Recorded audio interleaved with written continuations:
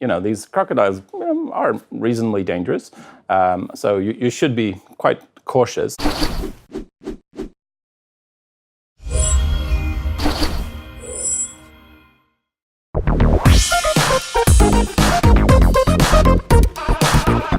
Gustaf Lundin, I've interviewed you many times. Welcome back, by the way. But today I think we've come to the conclusion that you are crazy with the topic we're going to discuss today, which is diving with reptiles such as crocodiles. Turtles, not so bad. The crocodiles bit, completely mad. And these rather interesting creatures that we're going to look at a little video of just now that are aquatic marine iguanas. So welcome back. How are you to start with? Thank you. It's great to be back. Well, I might be a little crazy, but I'm also passionate. And a lot of this is really living out your dreams. And I've been lucky that I've gotten to see so many interesting things in the ocean. And one of those things that I'm really passionate about is marine reptiles. So here, I thought we would say a few words about them. So what we see in this video is marine iguanas in the Galapagos. So Galapagos Islands is a very special place. Anyone who's passionate about evolution, of course, have known about Charles Darwin. These iguanas are quite specialized. I mean, they are vegetarian, as you can see, so they won't take a nibble out of you, but they do come across as rather ancient looking. They spend a lot of time on the surface, sunbathing, and that's why they're black, to absorb as much heat as possible, because they get very cold in the water.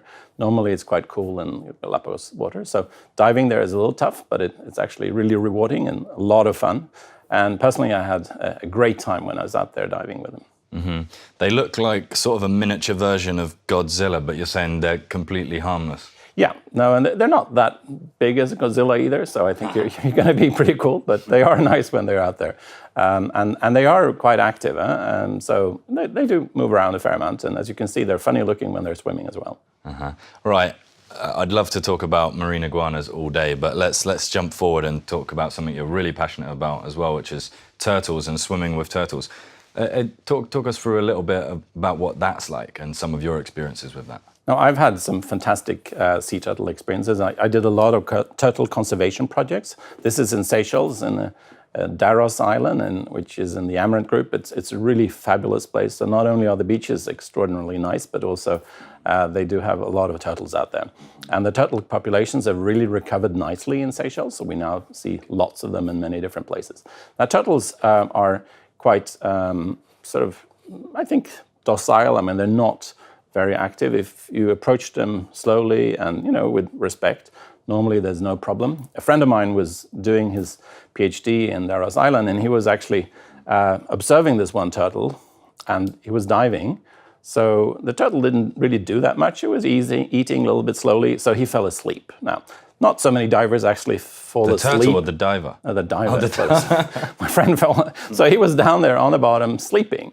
And then, of course, he woke up when there was no more air, and by which time the turtle was still feeding, and then he just swam up to the surface. So nothing bad happened, but, so sometimes they're not so much action, sometimes there's a little bit more activity going on with them.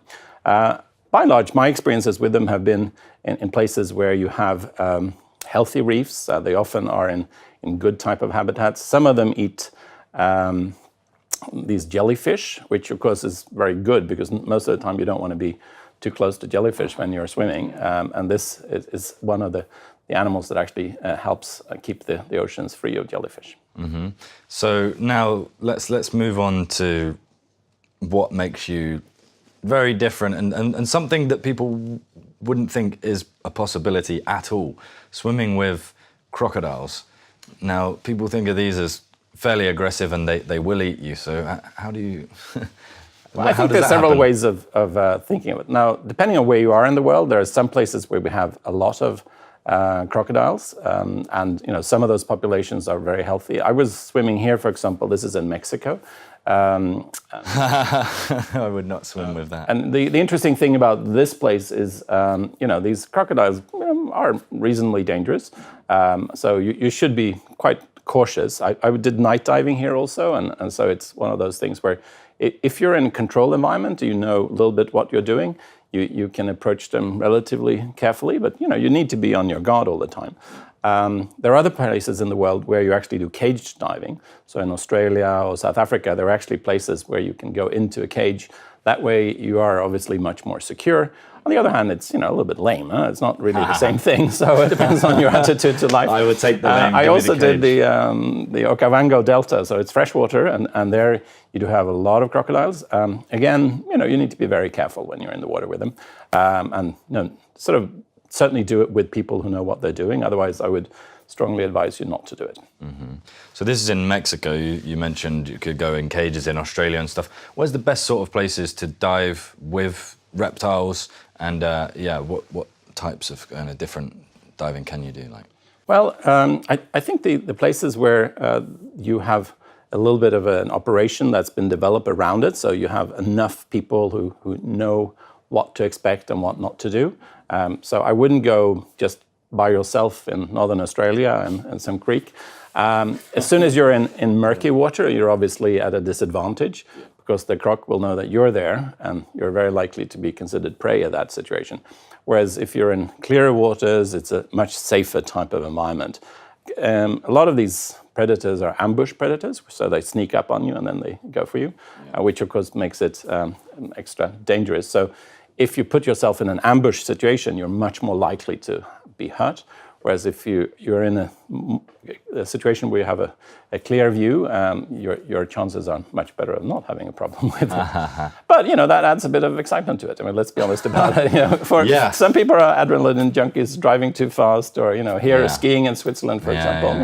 There are different things that make you excited in life, I guess, or climbing up the mountain or whatever it might be. Mm-hmm. I'm sure this kind of varies wildly depending on where you go. But what are you looking at in terms of money and cost for a trip like this? Well, obviously it depends on where you're starting from. So to get to the destination normally will take you a bit of time.